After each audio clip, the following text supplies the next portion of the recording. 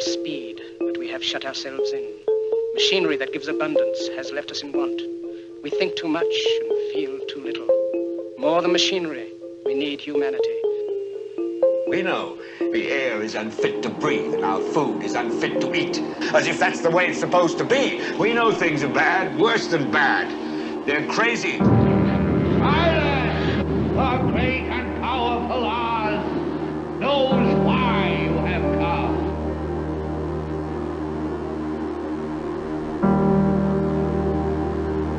You've got to say, I'm a human being. God damn it! My life has value. You have meddled with the primal forces of nature. Don't give yourselves to brutes. Men who despise you, enslave you, who regiment your lives, tell you what to do, what to think, or what to feel, who drill you, diet you, treat you like cattle, use you as cannon fodder. Don't give yourselves to these unnatural men with machine minds and machine hearts.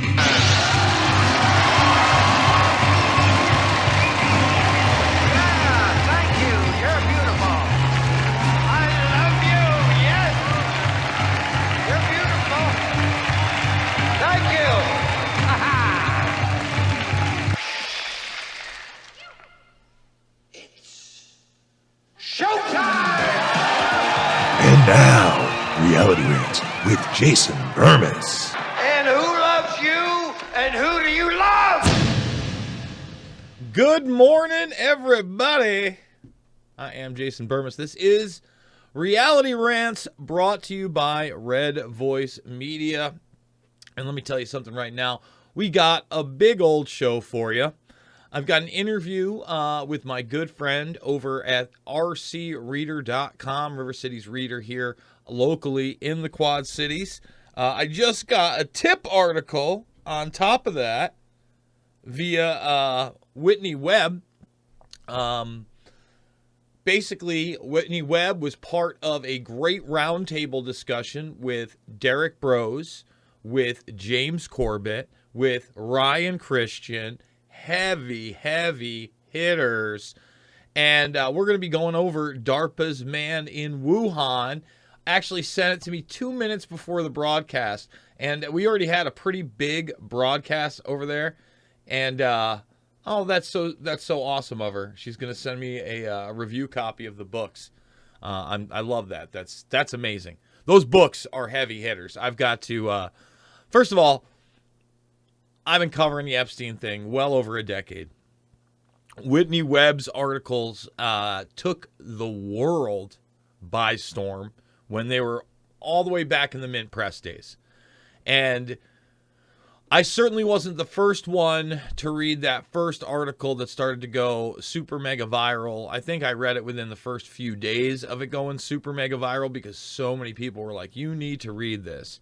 And not only did I read it, but I was so impressed with the historical nature of kind of not just coming at you with Epstein, but building a context where you understand this isn't a new thing, that blackmail is utilized to influence and control people, situations, and resources, period. And Webb did such a good job on Glenn Beck. I was so impressed with that as well. Really top tier when it comes to journalism, in my opinion. Great writer, really head on straight. Unlimited Hangout, great website. We've had Johnny Vedmore on the program many times. In fact, when we talk about Klaus Schwab and the gang, Vedmore has done some of the seminal work kind of showing you once again the background, the infrastructure, how Schwab himself was kind of recruited as a high-level bureaucrat frat boy. And what do I mean by frat boy? Well, instead of the idea of everybody getting together at an alumni weekend and drinking some beer and playing some softball and barbecuing some chicken is what I do with my fraternity, right? A couple formal dances for the guys that are actually still in the fraternity, right? That type of thing. Instead of that, when I say frat boy, we want you to recruit high-level businessmen, banksters, and heads of state and bring them into this non-government organization. We're going to meet at least once a year. There'll be some special things. And then we're going to have forums on how we're going to run the world and steer society socially, literally social engineering in front of everybody. In front of everybody. And really, we're not coming up with these ideas. Others in think tanks and roundtable groups behind the scenes will come up with these ideas. And then we will then become the mouthpieces and then the vehicles for these ideas to come into fruition. And the overarching idea that we are constantly going to run on is that there are too many people on the planet doing too many things, and we are harming Mother Nature. Therefore, the people here at Davos and those working with us need to take charge of all of society and promote an agenda of quote-unquote sustainability. Let me repeat that for you. Sustainability, which really means, and we'll play the clip later. We've played it 100 times. I'll play it 100 more. Your standard of living absolutely plummeting. Your standard of living absolutely plummeting. Goodbye. Gonzo. As the Asian standard of living comes up. And it's already really come up to the peak of where they'd like it. They have a social credit score in place. They have a track trace database society. They have a largely obedient populace. They'd like them a little more obedient now. You could always have that, right? But again, when you look at Asian culture in particular and that culture, they are very lockstep with the message from the party, okay? And the party has started at Davos. And you want to know how we know it started? Let me explain to you how we know it started, okay? And we've got a ton of news that we might hit, we might not. We'll see where we go with this, guys. We do it live. Prostitutes gather in Davos for annual meeting of global elite, where demand for sexual service rockets during economic summit. So let's just pull it back for a second. Constantly, the promotion by the Davos crowd, the UN crowd, the World Health Organization crowd is one of diversity and equity and empowerment. And then you see how they really treat people. How they really treat people.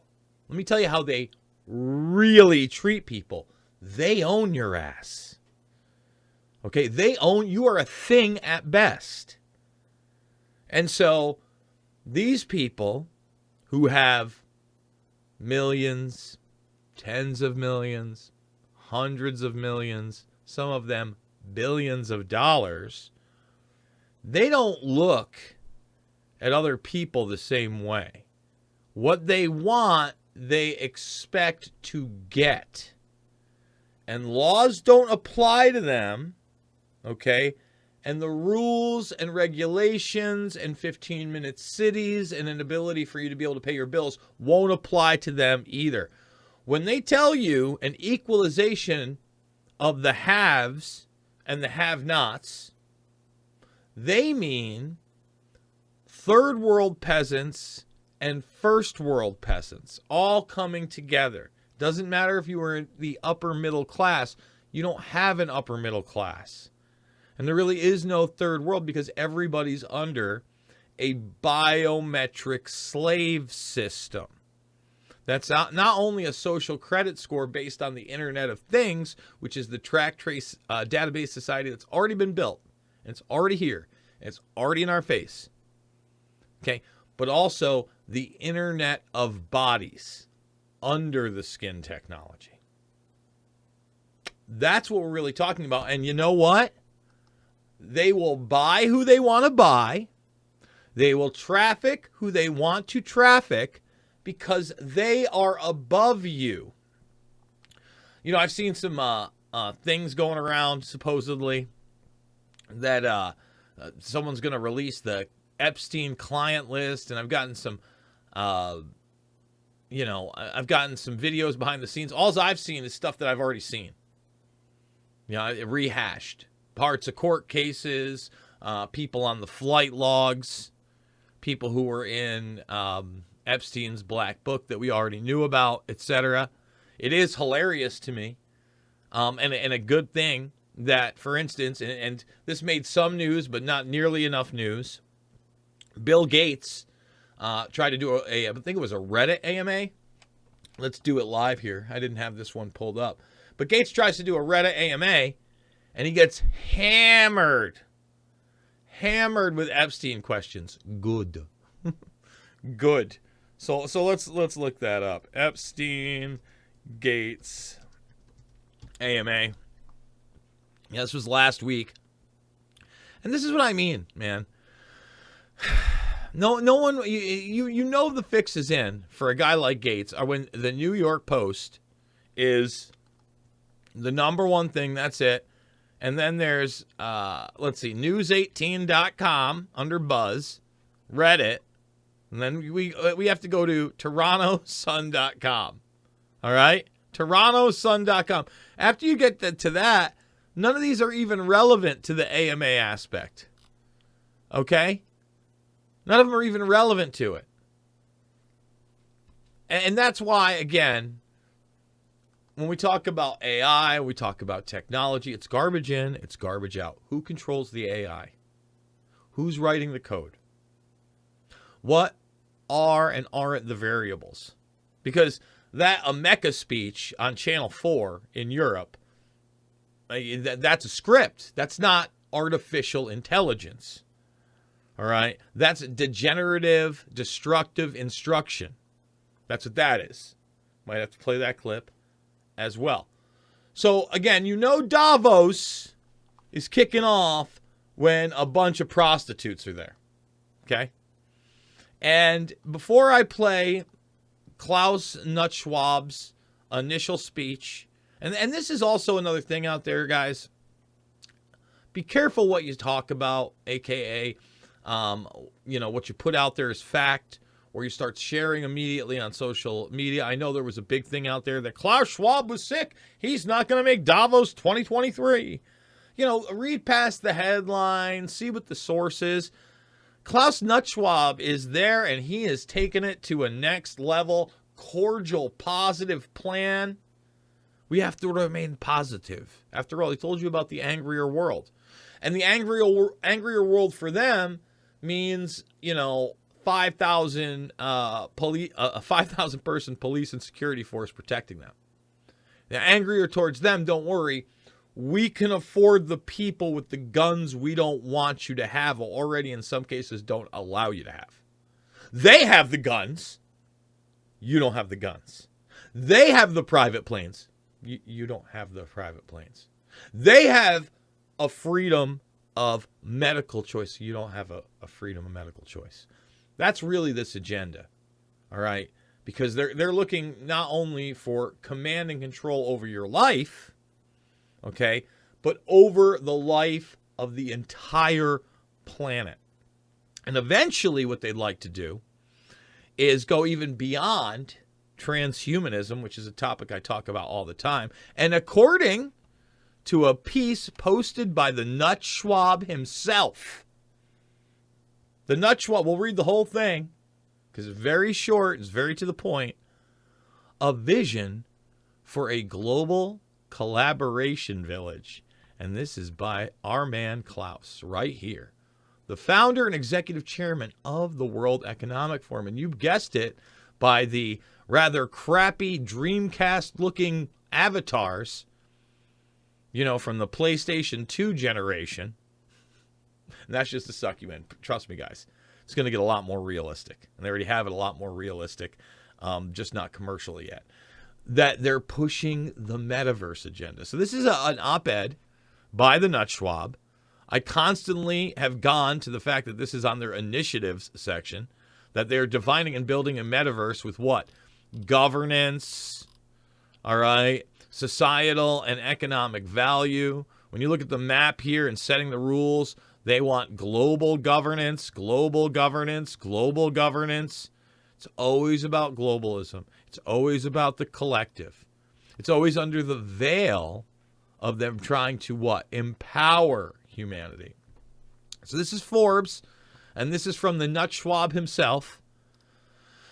Oh, I can't. I thought about reading it in a bad German, cordial, but I cannot read like this for the entire thing. It will not be good. Many heralded the advent of the internet and the spread of information communication technologies as the enablers of a global village that would unite people across borders, support the exchange of ideas, and revolutionize progress. Until now, that promise has yet to be fully realized. Let's stop. Oh no. It was on the verge of being fully realized during that post 9/11 era, when the algorithms would allow things like Loose Change and Infowars.com and We Are Change to go viral. Okay? It was a place where social media did bring people together. All right. And don't get me wrong, there were problems and there were bots and there was misinformation, disinformation, largely spread by what? Government insiders and those that wanted to spoil the pot. Crazy people exist too, folks. But let's be honest. But then the censorship, it was an excuse for censorship. So now, unfortunately, that promise can never be realized with the current models because we don't have freedom of speech, the most basic of rights on the internet. And that's not a liberal or conservative or a right or left issue. It's a straight up human issue. Without free speech, you cannot have at least an attempt at truth. And lies don't make friends. And the more deception and lies that you are surrounded by, okay, the more negativity you are surrounded by, and the more fear you are surrounded by, and that is by design, in my opinion, to enact this immobilization of the spirit, the soul of humanity, to try to say to you that you are not special, you are not powerful, you are part of a cog in a machine, you are part of a collective, and you will do what you are asked of, period. Command and control. Anti-human. Almost machine-like, if you will. And again, that's what they're doing with transhumanism. On one end, they want to run experiments so they can live forever biologically. On the other end, they want you merging with machines and your standard of living plummeting so much that you accept this new metaverse. And you not only accept the new metaverse, you embrace the new metaverse. With the internet and the later video conferencing has brought us together in virtual spaces, human connection has been missing. Instead of generating trust, the foundation for any partnership, the internet has had the deleterious effect of increasing polarization. In recent years, the division has accelerated as misinformation too often has run unchecked. Again, they're telling you, we want to censor you. We want to censor you. They're the ones that sold you on the idea not to be around other human beings. They caused the actual isolation. Okay? And they've run the psychological warfare operations where you're sitting there scrolling and taking 27 selfies a day. And and doing a dance routine for no good reason. Come on. Come on. We are now at the beginning of a transformative technological development that could address the divide. The Metaverse. Metaverse technologies allow us to be immersed in virtual, three-dimensional worlds that offer people the opportunity to see, understand, and imagine our world in a new way. This may sound like science fiction to some, but certainly not to the more than 3 billion people globally who play video games regularly. The new form of technology enabled human interactions is on track to become ubiquitous in our personal and professional lives. Again, they don't want to give you a choice. And so many of these NGOs that are involved in the World Economic Forum, involved in the United Nations, involved even in the World Health Organization, they're also involved heavily in the education system. Period. And not only are the young people being trained to use it as entertainment, but the very young will be trained to use it via education. By the way, 200 plus over at YouTube. Let's get the thumbs up. Rumblers, let's get the thumbs up. Let's get King Nut Schwab's message out to the people. He's telling you. He's telling you. This new form of technology-enabled human interaction is on track to become ubiquitous in our personal and professional lives. Billions of dollars are being invested into developing the metaverse, which is projected to become an $800 billion market by 2024. So within the next, 12 months. Business executives, government officials, and civil society leaders. Oh, civil society leaders. These are like the thought leaders they constantly tell you about. Let me tell you what a civil society leader actually means. Civil society leaders are people that want to restrict certain speech and activities in the metaverse so that it's not truly free, and they'll say that it's safer.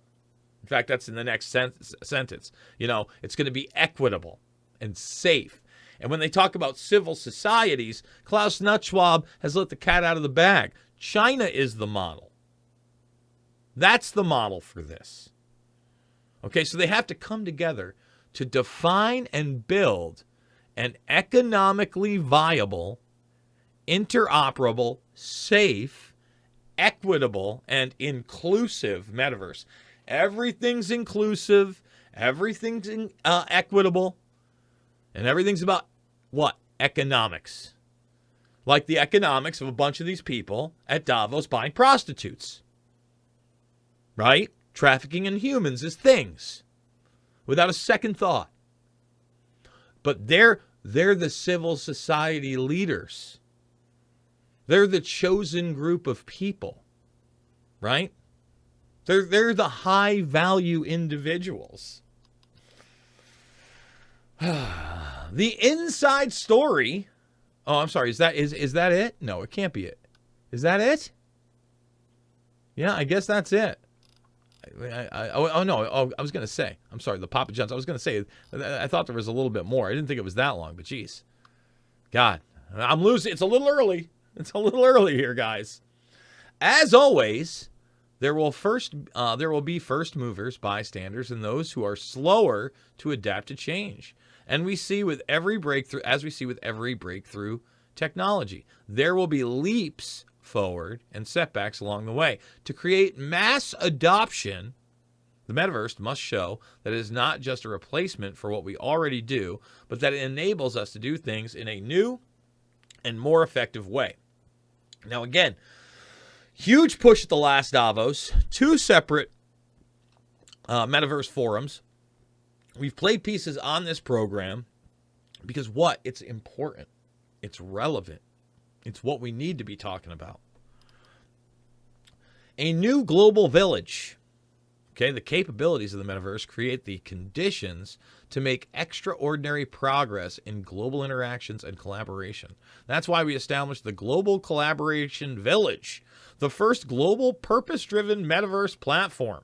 Created to enhance a more sustained public-private cooperation and spur action to drive impact at scale, this global village will not replace the need to meet face-to-face, but will instead supplement and extend our ability to connect regardless of where we are physically located around the world.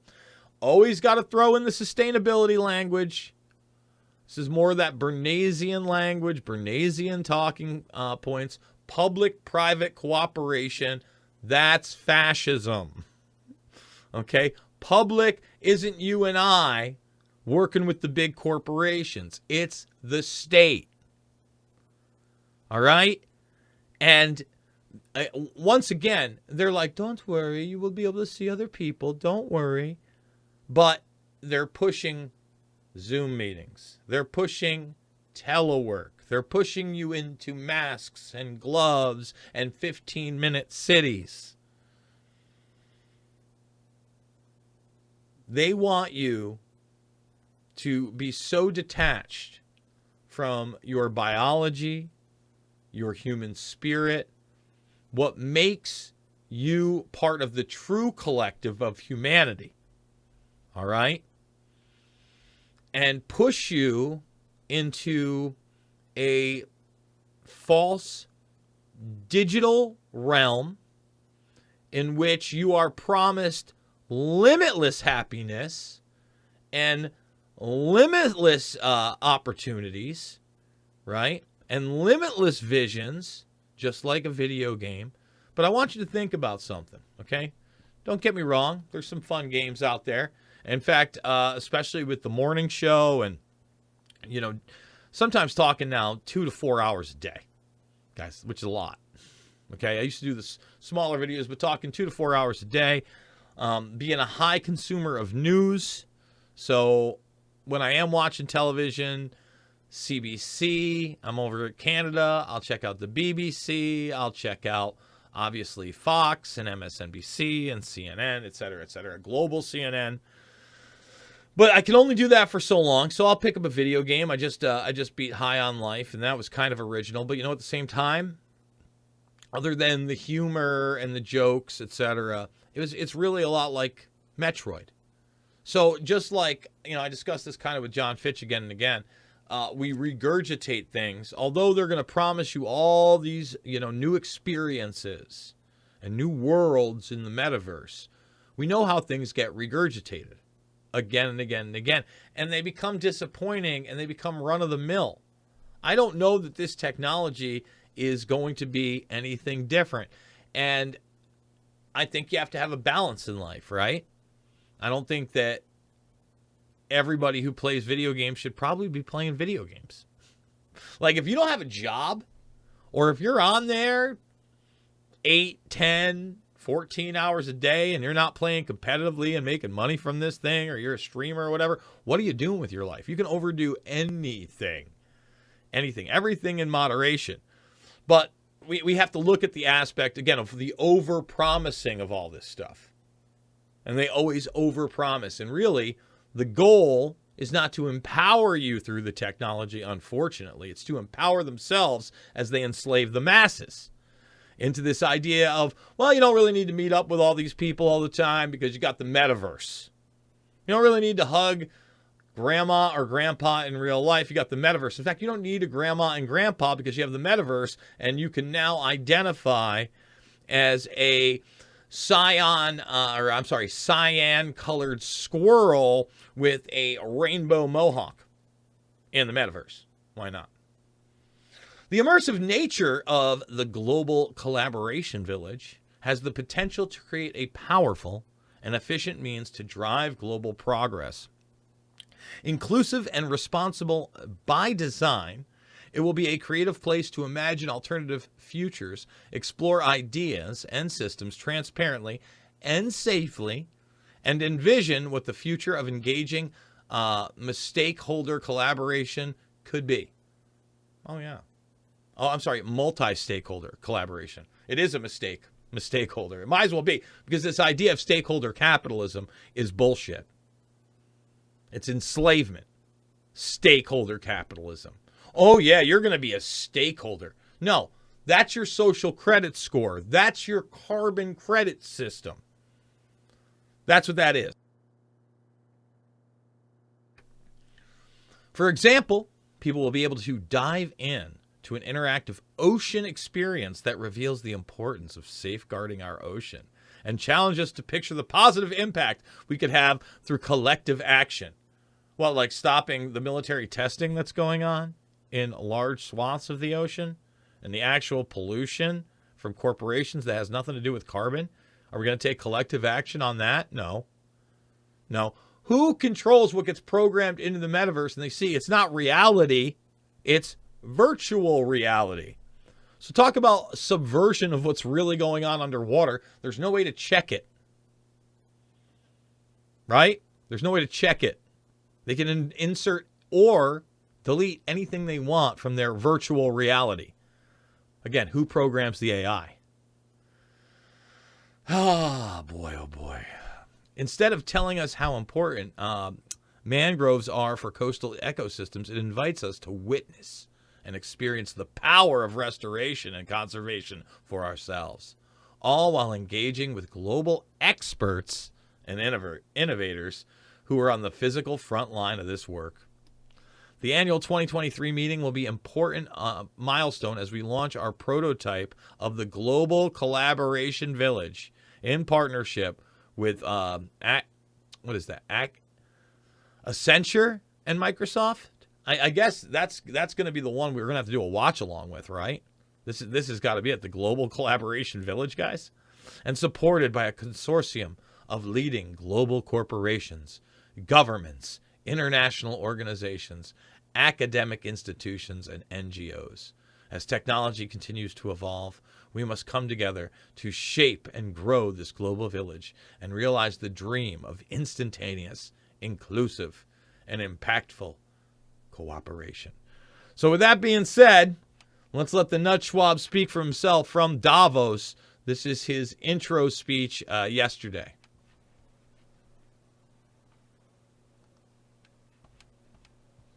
Good evening, and a very cordial welcome to the annual meeting 2023.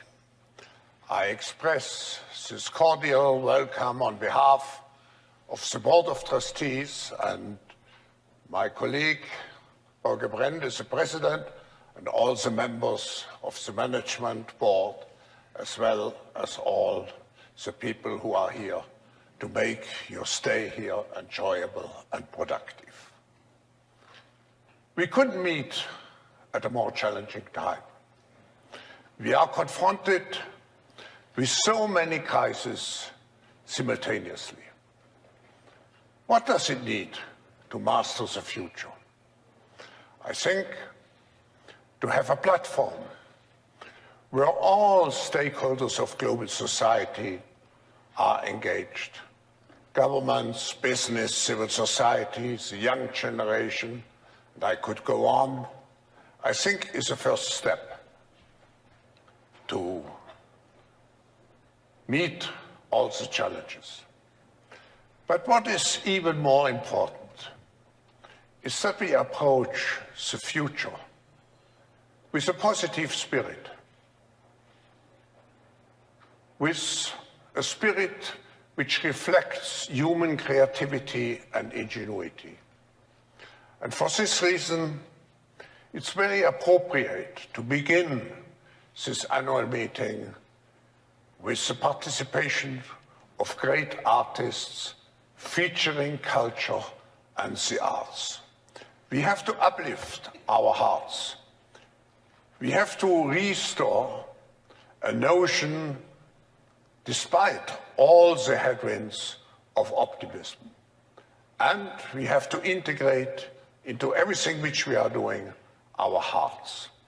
Only if we are involved with all our passion to construct and to shape the future, I'm convinced we will overcome the present multi-crisis.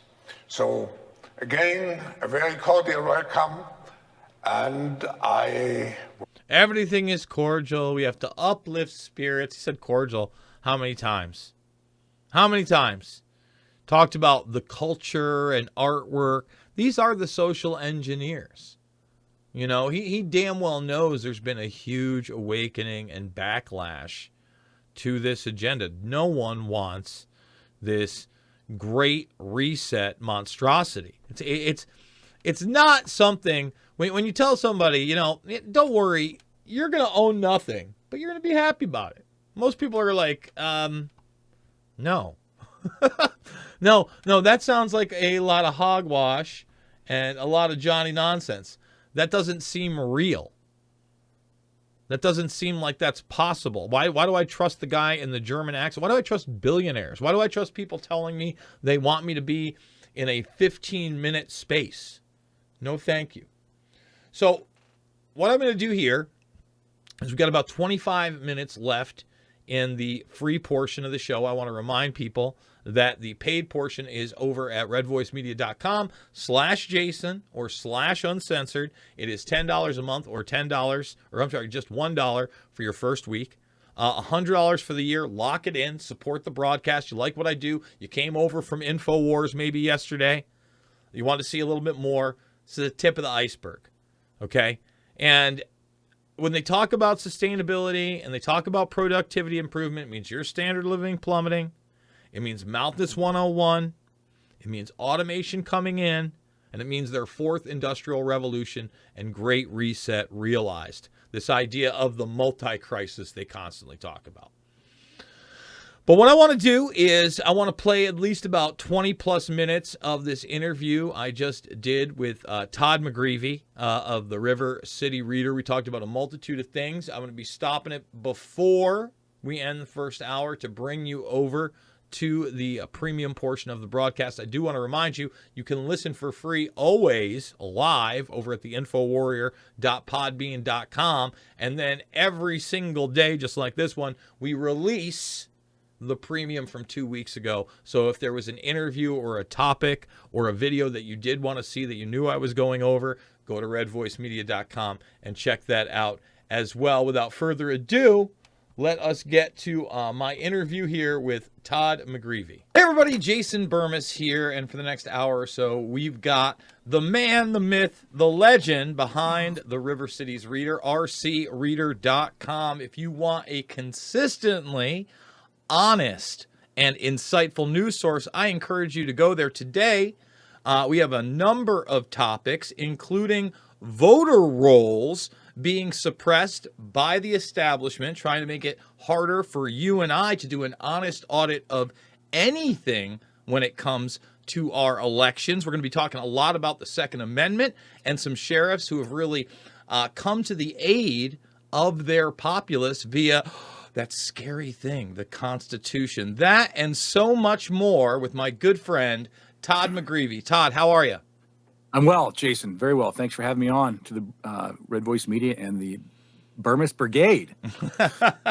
You know? Well, Todd, let's start with the Second Amendment, because I was in a thread recently where somebody sent me just something from the local sheriff, because now you have, I believe it's the Rock Island sheriff saying, no, there's a thing called the Second Amendment, Pritzker and company, and the people have it.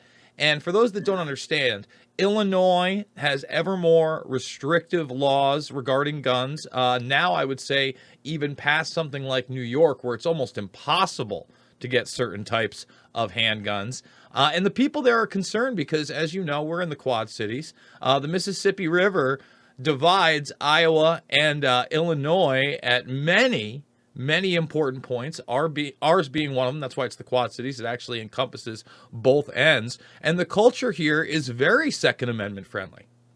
Yes, it is. It is. Well, we happen to have the Arsenal Island right here between the two state borders, which is a munitions and weapons manufacturing for over 100 years. You know, so there's lots of industry in this region that make firearms. And we have to, what we're referring to is HB 5471. That's the law that was recently passed and signed by Pritzker in Illinois. And it doesn't go into effect until January of next year. And there's some kind of stair-step tiers that it goes up to ramp up to it. But the biggest picture there's pushback from local county sheriffs outside of Cook County.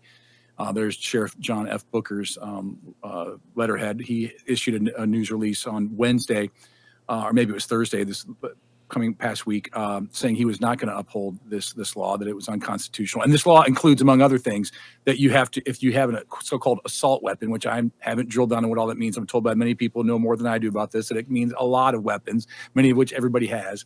If you have one of those, you must register, must pay a fee and register it with the state police.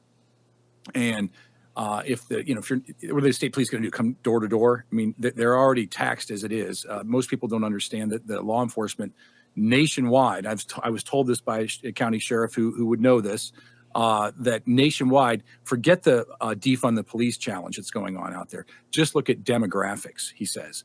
In the next 5 years, because more people are not coming up in the ranks and young people aren't signing up to become law enforcement, and you have the baby boomer, tsunami of people getting old and aging out and retiring, and all the nonsense going on top of it, he says we are going to have just a dearth of law enforcement anyway. So add that to the mix. So let's add this extra onerous.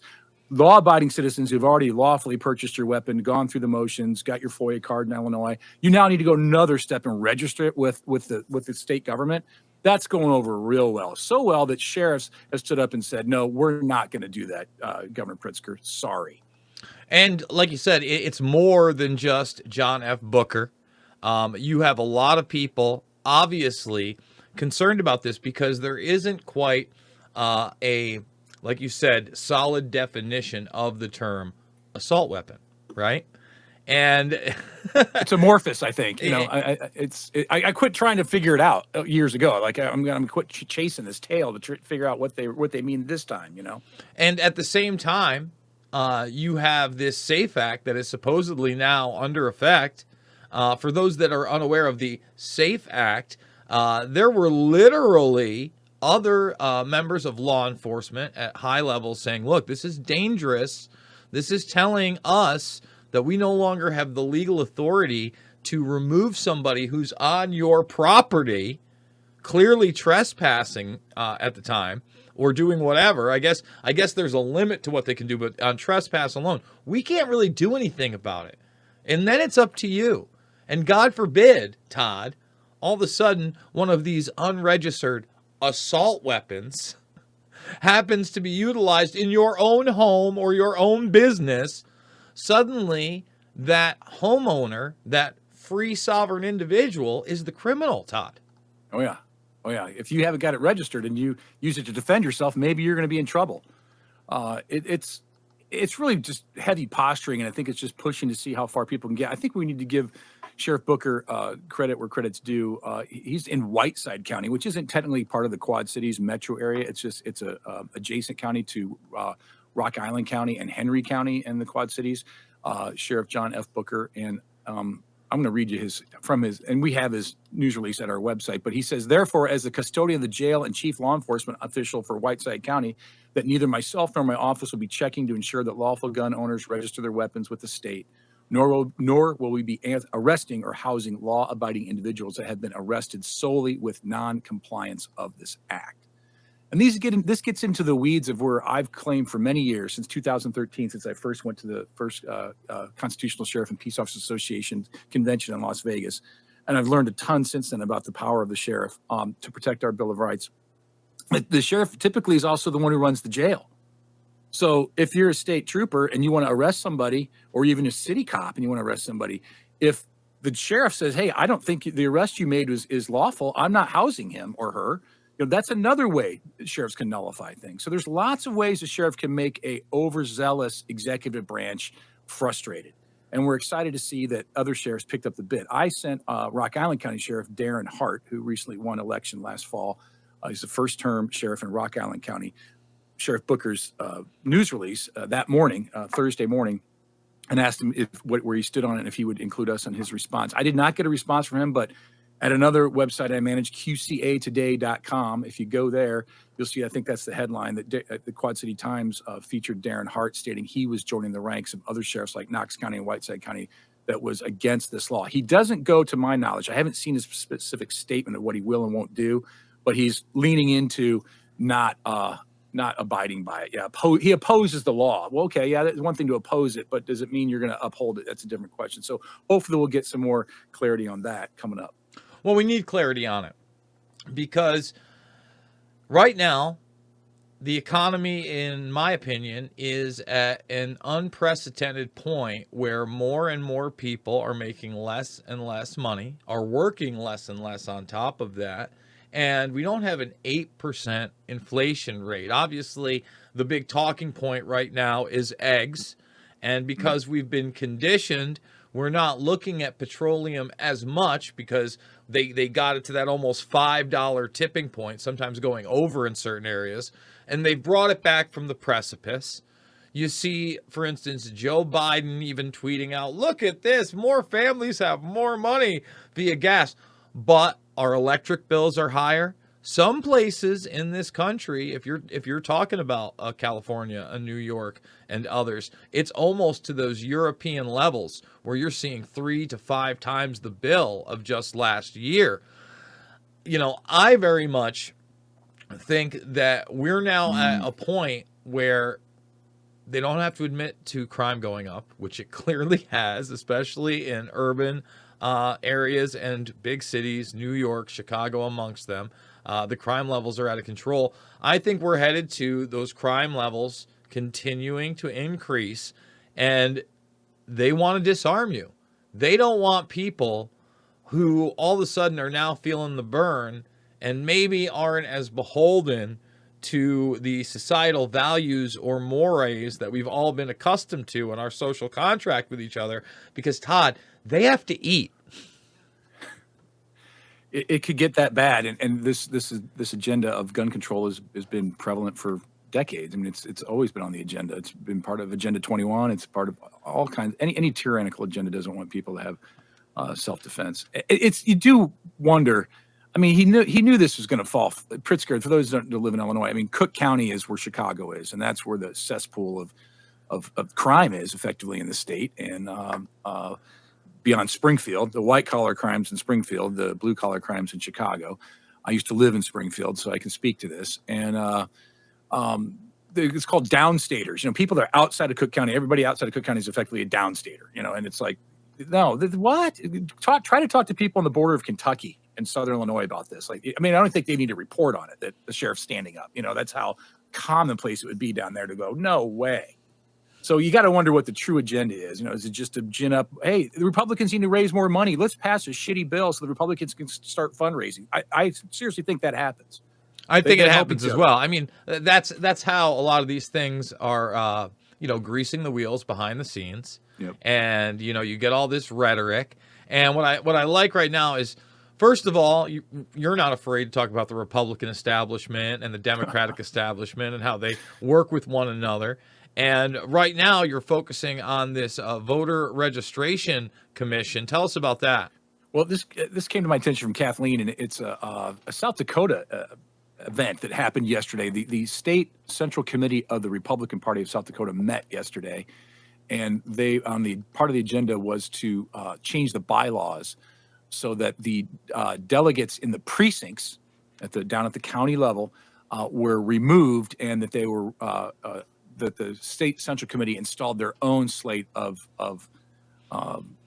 precinct people, precinct committee chair people, or depending on how you read it, it could be that we're just going to strip the precinct delegates power to vote in any of the processes moving forward. So there's a couple things going on at once, and it's a result of, I don't know if you've heard of the precinct strategy. There's been a lot of people over the last several years, especially during the Trump run up, to talk about precinct strategy, and there's Tracy Beans talks about all the time. I don't know if you're familiar with that, but back in the Ron Paul days, we did the precinct strategy organically. It was that the lowest common denominator is at your precinct where you live, and there's a caucus at the beginning of each electoral cycle. So the Democrats have a caucus, Republicans have a caucus, Libertarians have a caucus, Greens have a caucus.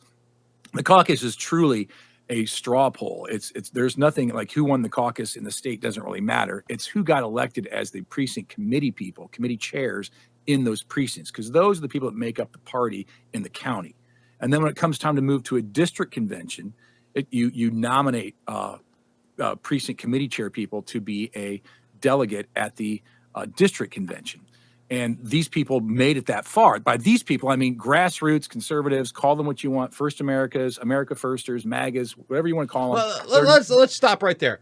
Yeah. These are the people that understand now that the system is corrupt, said, not in my backyard, actually believe in the principles. And, we talk a lot about getting a hold on your state and local levels, whether that be city commissioner or you're on some kind of a board somewhere or a council or even obviously state, Senate, Congress, etc. There are ways to get involved. And these are people that believed in that. And we already can see the massive amount of corruption that we've had build up over the past 20 years that was highlighted, in my opinion, via the midterms and Carrie Lake and Herschel Walker and Blake Masters and all these people. I was mixing and matching here because these are two tertiary topics. You actually, I think, led in with the voter rolls. I think that's what you were talking about. Yeah. And I jumped over to the South Dakota thing, which is kind of related, but not totally. And I apologize. Well, I mean, it shows that the manipulation of the system on one end. They want to control who comes in. It doesn't matter how hard you work and how many legitimate votes you get. And even if you can audit it at that point.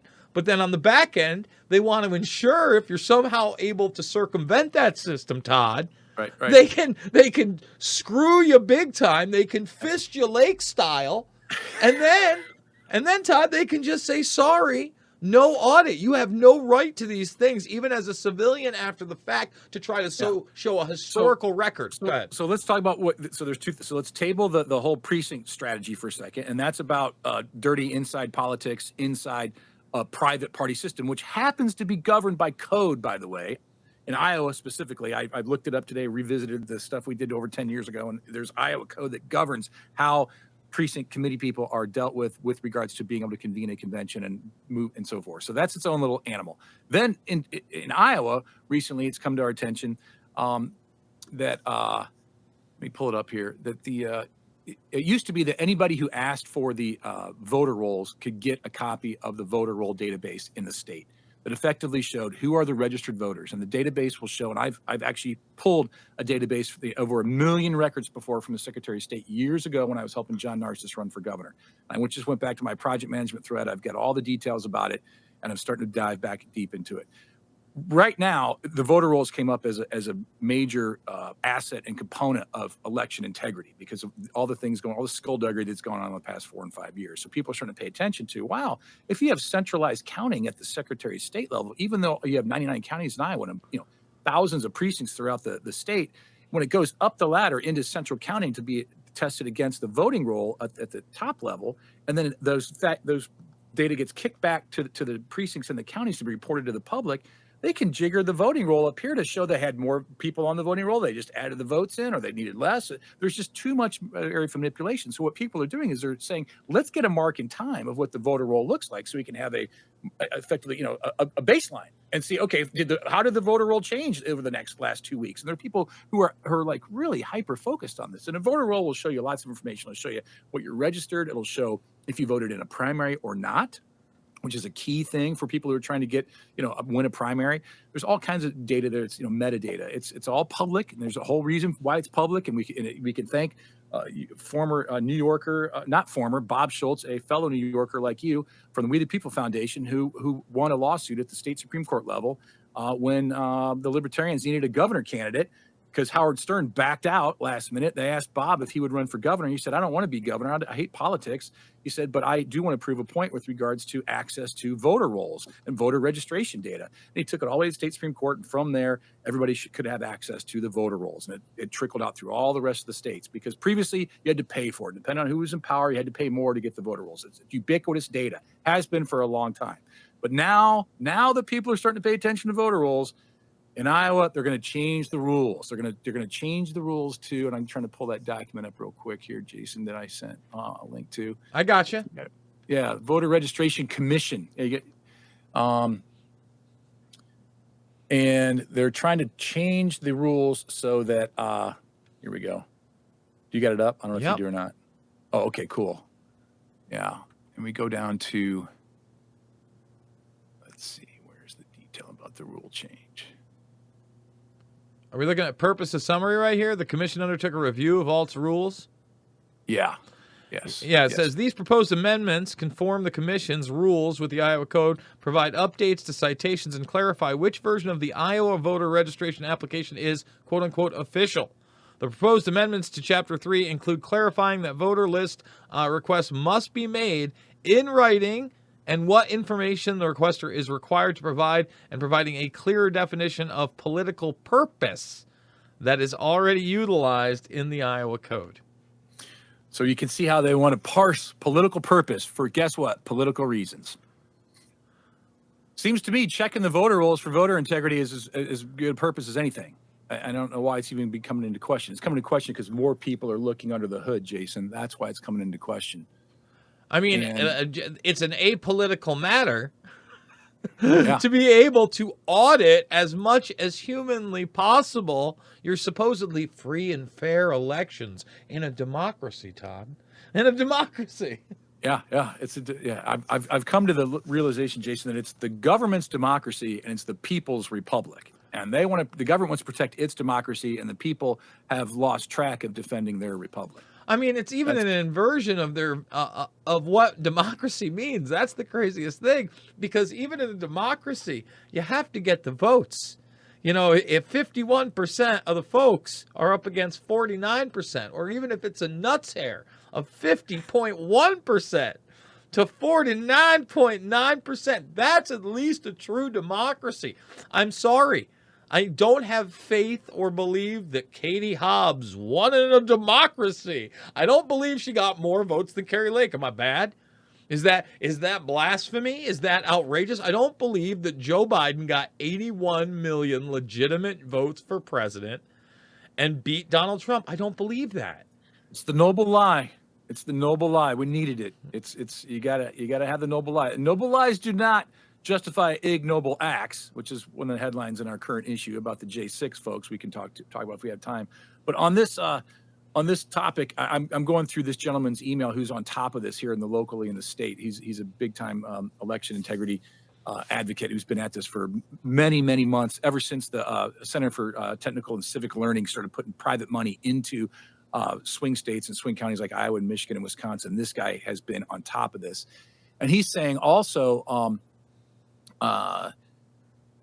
in the proposed change to this administrative rule, a signed statement would be required to acknowledge that written permission is required from the Iowa Secretary of State's office before the list could be shared with other concerned citizens.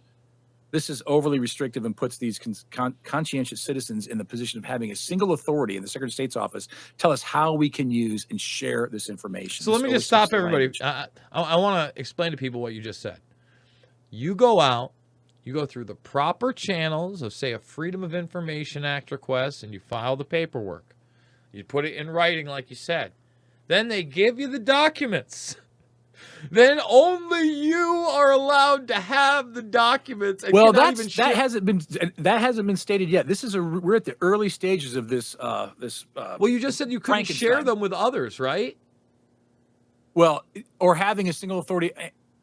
These conscious citizens in the position of having a single authority tell us how we can use and share this information.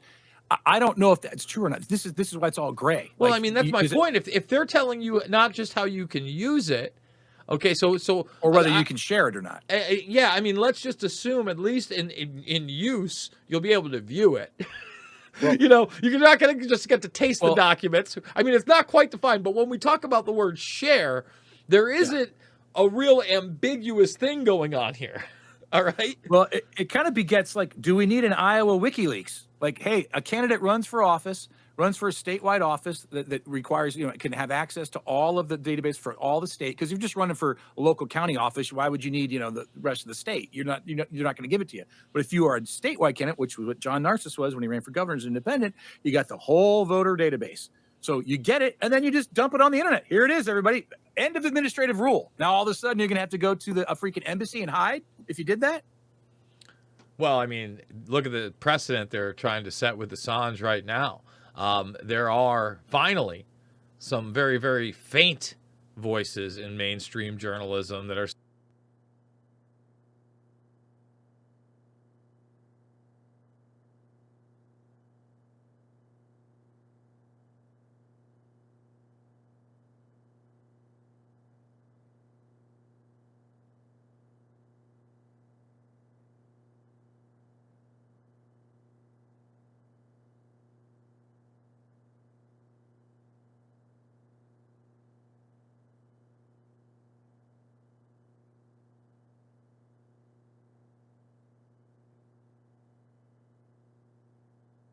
I do. Thank you for the mute. I did mute myself. Sorry about that, folks. Yep, there's the old muted. I do appreciate that. Whenever I play a video that long, I gotta make sure to check that. So we're going to the premium end. redvoicemedia.com/Jason or /uncensored. You can still listen if you have the Podbean app. Just look for the Info Warrior. We're going to be live. That's a little less than half of the McGreevy interview. I'm also going to do a Davos wrap-up. There's several videos I want to go over, including the WEF Open Forum in Harmony with Nature. We're going to be doing that. Come on, we got the sound back, guys. I see it in the chat there. So with that being said, guys, like I said, we are going to head on over to redvoicemedia.com. Watch the rest on Red Voice Media Premium.